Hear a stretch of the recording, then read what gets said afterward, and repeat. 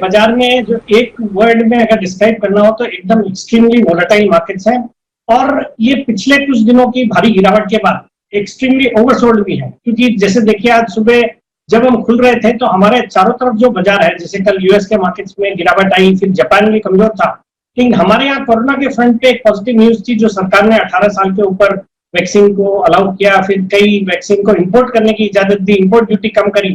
तो उन सब पॉजिटिव खबरों की वजह से बाजार में एक दमदार 150 पौने 200 पॉइंट की निफ्टी में तेजी के साथ शुरुआत हुई। बट ड्यूरिंग द डे जैसे जैसे लगने लगा कि अब ओवर द वीकेंड, एक तो कल छुट्टी है, फिर इस छुट्टी के बाद हम जब आएंगे तो इस हिसाब से भी लोगों को पोजीशन नहीं रखनी थी। और जो लॉकडाउन के आसार बाकी स्टेट्स ने भी किए, महाराष्ट्र में भी अभी कंप्लीट लॉकडाउन की बातें चल रही है, तो बाजार में अच्छी खासी प्रॉफिट बुकिंग हो गई और उसके बाद बाजार नेगेटिव हो गए। तो बाजार में वोलेटाइल है, मतलब अगर कोई अच्छी खबर आती है कोरोना के फ्रंट पे तो एक शानदार तेजी भी हो सकती है। तो we need to play for that.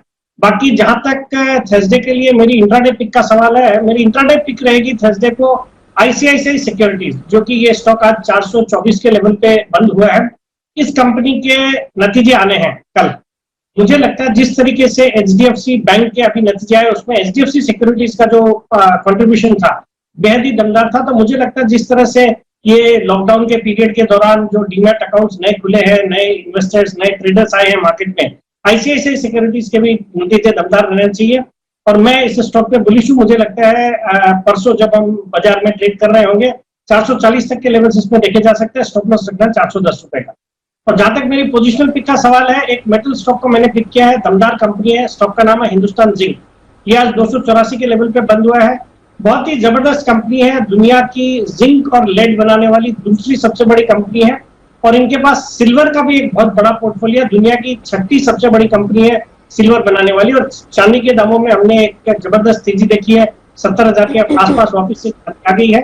मुझे लगता है इन सब का पॉजिटिव इम्पैक्ट रहेगा। और दूसरा, इसके नतीजे भी मंगलवार को आने वाले हैं, आने वाले मंगलवार को 27 तारीख को। तो नतीजे इस तिमाही के दमदार रहेंगे और मैं एक हेफ्टी डिविडेंड इस कंपनी से एक्सपेक्ट कर रहा हूं।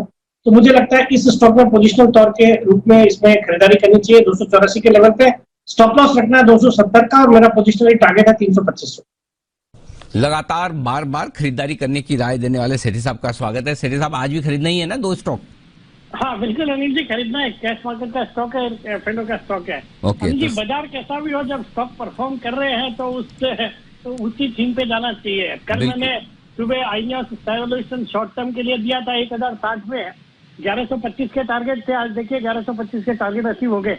और खाली आईनियोस ही नहीं, बाकी के भी जो दोनों स्टॉक थे एसपीएल में, दोनों ने भी बहुत अच्छा किया है। अल्बर्ट डेविड था, ग्राइंडवेल नॉर्टन था, और फिर हाल ही में आप स्टॉक देखिए, हाइकल 176 वाला अभी 205 हो गया, लॉरस लैब 370 वाला 420-25 हो गया, एफडीसी चला है, आंध्रा शुगर चला है। तो बाजार खराब होने के बावजूद भी फंडामेंटली जो अच्छे स्टॉक्स है वो थोड़ा समय लेते हैं, बट जरूर चलते हैं।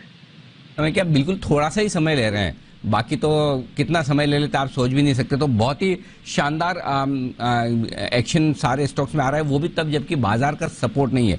बाजार चल रहा तब तो सारे ही चल जाते, लेकिन नहीं, बाजार ना चलने के बावजूद जो स्टॉक्स जो प्रदर्शन कर रहे हैं वो कमाल के हैं। बताएं सेठी साहब, आज का पहला स्टॉक? अनिल जी, आज का पहला जो स्टॉक है कैश मार्केट का स्टॉक है, सीमेंट कंपनी है।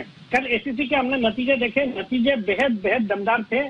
और मुझे लगता है ये जो क्वार्टर है सीमेंट सेक्टर के लिए बहुत ही अच्छा रहने वाला है। तो यहाँ पे मैंने एक साउथ बेस्ड छोटी सीमेंट कंपनी को पिक किया है, एनसीएल इंडस्ट्रीज, जो कि अभी 175 के प्राइस पे ट्रेड कर रहा है। सिकंदराबाद बेस्ड एक सीमेंट और बिल्डिंग मटेरियल्स बनाने वाली कंपनी है। पोर्टलैंड सीमेंट भी बनाती है और रेलवे स्लीपर्स के लिए स्पेशल सीमेंट बनाती है। कंपनी की कैपेसिटी है 27 लाख टन की, और नागार्जुना सीमेंट के नाम से इनका सीमेंट काफी पॉपुलर है साउथ में। फिर इनका एक जर्मनी की कंपनी है Bison work, I don't know whether I am pronouncing it correct, उनके साथ टाई अप है। उनके साथ मिलकर ये Bison cement bonded particle boards बनाती है, जो कि रूफिंग और पार्टीशंस में काम आती है।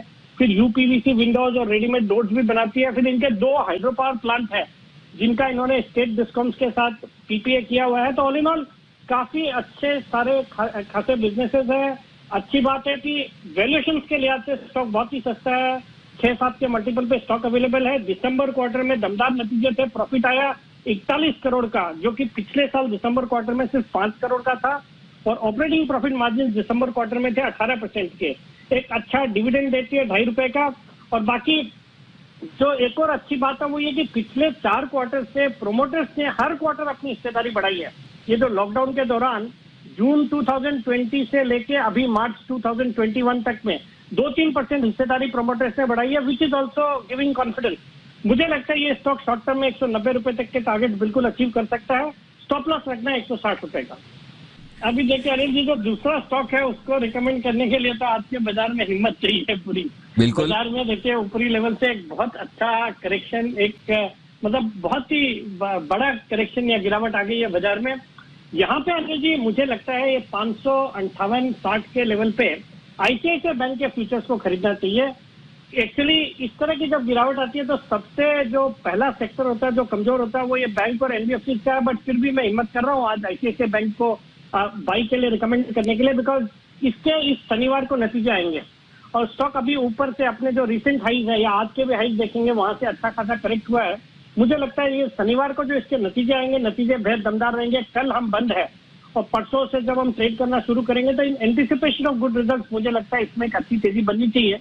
तो इस स्टॉक में करंट लेवल जो 558-59 के लेवल है यहाँ पे खरीदारी करने की सलाह है। टारगेट रहेगा 575 का, स्टॉप लॉस रखना है 550।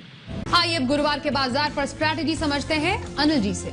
गुरुवार के दिन जब हम ट्रेडिंग के लिए लौटेंगे तो ढेर सारा एक्शन होगा हमारे सामने। 2 दिनों की अमेरिकी बाजारों की एक्शन, हमारे बाजारों के बंद होते वक्त 125 पॉइंट के आसपास डाउ फ्यूचर्स नीचे थे, तो आज का सेशन तो अमेरिका में कमजोर रहने वाला है। लेकिन देखते हैं बुधवार का सेशन कैसा होता है, फिर गुरुवार सुबह आपको डाउ फ्यूचर्स कहां दिखते हैं। तो ये सारे तीनों ट्रिगर्स आपके लिए ग्लोबल मार्केट्स के। लेकिन इस वक्त जो ट्रिगर्स ज्यादा इंपॉर्टेंट है, अहम है और जिस पर बाजार रिएक्शन दे रहा है वो हमारे अपने। तो सबसे ज्यादा इंपॉर्टेंट ये होगा कि 2 दिनों में क्या कोरोना के मामले बढ़ते नहीं है। 3.25 लाख का अब तक जो हाईएस्ट रिकॉर्ड बना है उसके ऊपर नहीं जाने चाहिए, पहले ये बहुत बड़ी चीज जरूरी है। अगर उसके पार निकले तो फिर चिंताएं, डर आपके लिए बरकरार रहेगी।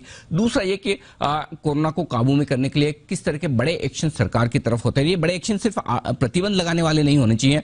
ऑक्सीजन की सप्लाई, दवाओं की सप्लाई, बेड्स बढ़ाना, इन सबको लेकर जो सरकार एक्शन में आ रही है, अगर ये चीजें सामने नजर आती है और मामले कम आते हैं तो परसों के सेशन में आप वायदा कारोबार की एक्सपायरी के दिन फिर से एक्शन तेजी की तरफ आते हुए देख सकते हैं। जहां बाजार बंद हुए वो बेहद अहम लेवल है, एकदम सपोर्ट लेवल अपनी ट्रेडिंग रेंज के एकदम निचले स्तर के आसपास बंद हुए, मेक और ब्रेक लेवल है। तो अगर परसों के सेशन में गुरुवार को अगर आप कमजोरी के साथ गए तो फिर एक बड़े ब्रेकडाउन का खतरा भी है और रिकवरी करने के लिए भी ये लेवल एकदम परफेक्ट है। तो इन सारे लोकल और ग्लोबल संकेतों के बीच वायदा कारोबार की एक्सपायरी के दिन एक्शन भरपूर रहेगा। इमीडिएटली जहां आपको फोकस करना है 14,175, 14,250 ये निफ्टी पर सपोर्ट रेंज है। ये तोड़ने पर ही आपको फ्रेश कमजोरी दिखेगी। बैंक निफ्टी के लिए 30,400, 30,700 ये सपोर्ट रेंज है, इसके नीचे ही फ्रेश कमजोरी दिखेगी। ऊपरी स्तरों पर निफ्टी के लिए 14,450, 14,525 ये रेंज है जहां पर जाते प्रॉफिट बुकिंग, बिकवाली जो भी आप कह लें वो आती हुई दिखती है। और बैंक निफ्टी के लिए भी वही 31,500 से 31,700 की रेंज है जहां पर आपको प्रॉफिट बुकिंग और बिकवाली आने की संभावना है। तो बड़े एक्शन वाला दिन होगा और रिजल्ट सीजन आपके लिए और ज्यादा एक्शन में जोर में बढ़ता हुआ नजर आएगा और अगले हफ्ते आने वाले नतीजों पर भी बाजार का रिएक्शन शुरू होता हुआ दिखेगा। इन सबके बीच में आपको करनी है तैयारी परसों की।